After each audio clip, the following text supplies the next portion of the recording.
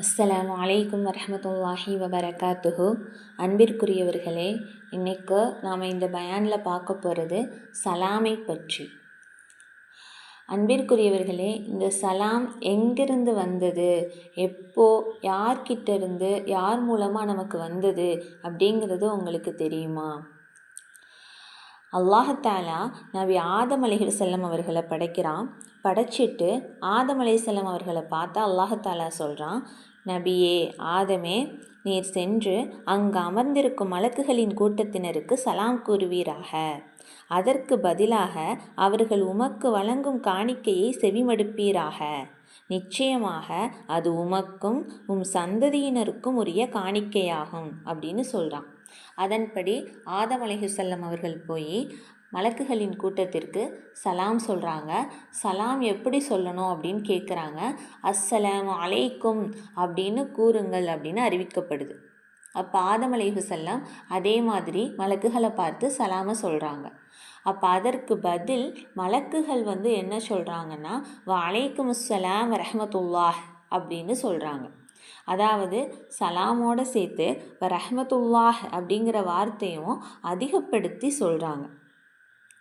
இது ஆதம் அலைஹிஸ்ஸலாம் அவர்கள் படைக்கப்பட்ட உடனே அவர்களுக்கு கற்றுக் கொடுக்கப்பட்ட முதல் விஷயமே இந்த சலாம் தான் அன்பிற்குரியவர்களே.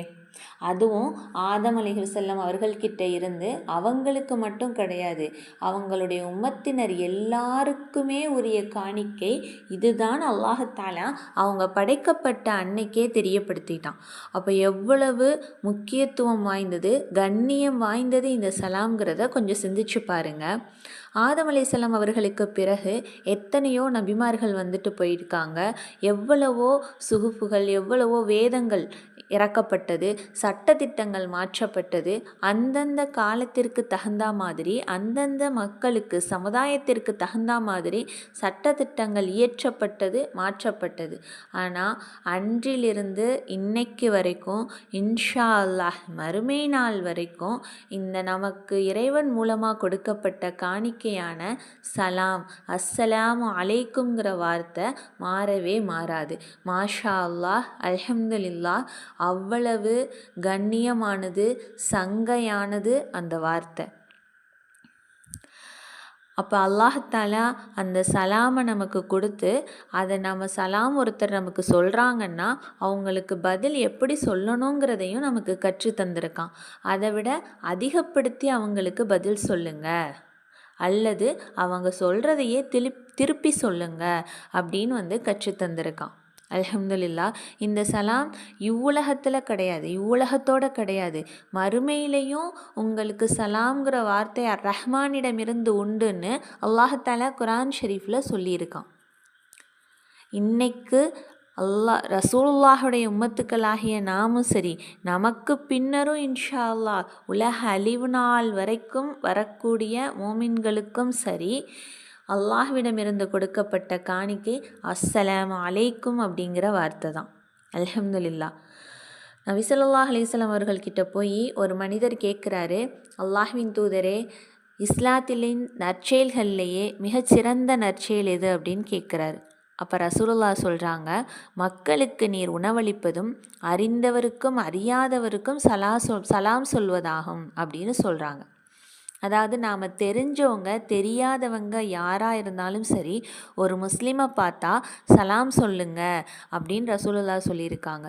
யார் முதல்ல சலாம் சொல்கிறாங்களோ அவங்க அல்லாஹ்வினிடத்தில் மிக மேன்மையானவங்க அப்படின்னு ரசூலுல்லாஹ் அறிவிச்சிருக்காங்க, சொல்லி தந்திருக்காங்க நமக்கு. இப்போ சலாமில் கூட சஹாபாக்கள் எப்படி இருந்தாங்கன்னா, ஒருத்தர் முந்திட்டு சலாம் சொல்லணும் அப்படிங்கிறதுல போட்டி போட்டுக்கிட்டு இருந்தாங்க.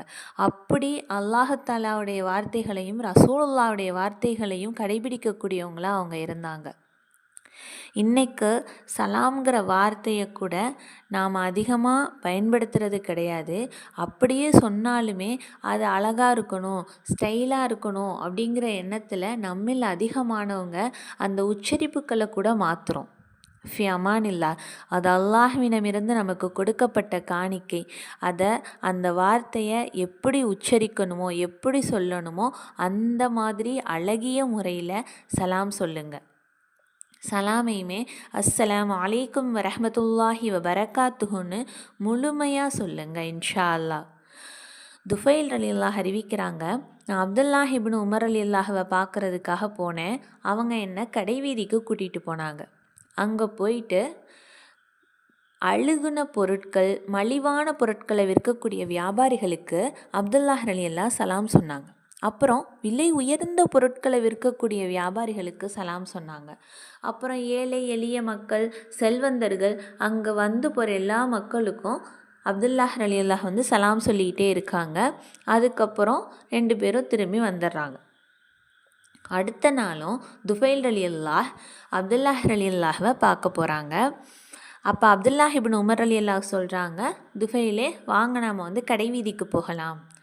அப்போ துஃபைல் ரலியல்லாஹ் கேட்குறாங்க, சகோதரரே தோழரே, நீங்கள் கடைவீதிகளில் போய் எந்த பொருளையும் வாங்குறதும் கிடையாது, எந்த பொருளுக்கும் விலை பேசுவதோ பேரம் பேசுவதோ கிடையாது, எந்த பொருளையும் விற்பதும் கிடையாது, வியாபாரம் செய்வதும் கிடையாது, அல்லது வியாபார சந்தைகளில் நடக்கக்கூடிய அவைகளில் நீங்கள் அமர்றதும் கிடையாது.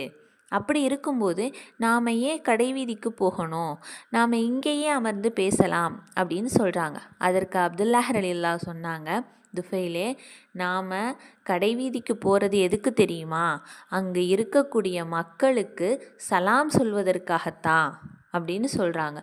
மாஷா அல்லாஹ்.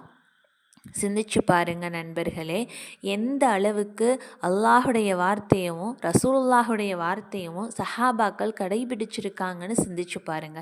இன்றைக்கு நாமளும் கடைவீதிக்கு போகிறது, ஷாப்பிங் போகிறதே நம்ம வந்து அதிகமான நேரங்களை நம்மளுடைய வாழ்க்கையில் இப்போ செலவழிச்சிட்ருக்கோம்.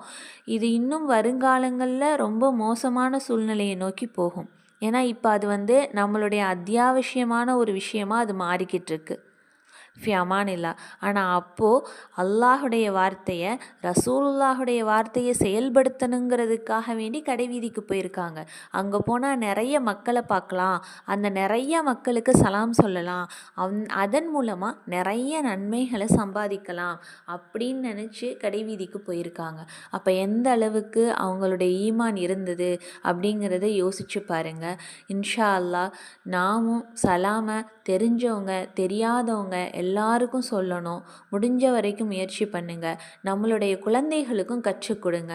ஒருத்தவங்க வீட்டுக்கு வந்தாங்கன்னா இன்றைக்கி சூழ்நிலை எப்படி இருக்குன்னா, குழந்தைகளுக்கு வந்து ஹாய் சொல்லுங்கள், பாய் சொல்லுங்கள் அப்படிங்கிறத கற்றுக் கொடுக்காம அல்லாஹ்வின் கிருபையினால் அஸ்ஸலாமு அலைக்கும் அப்படின்னு சொல்லி ஒருத்தர் வீட்டுக்கு வந்தால் அவரை கூப்பிடுங்க.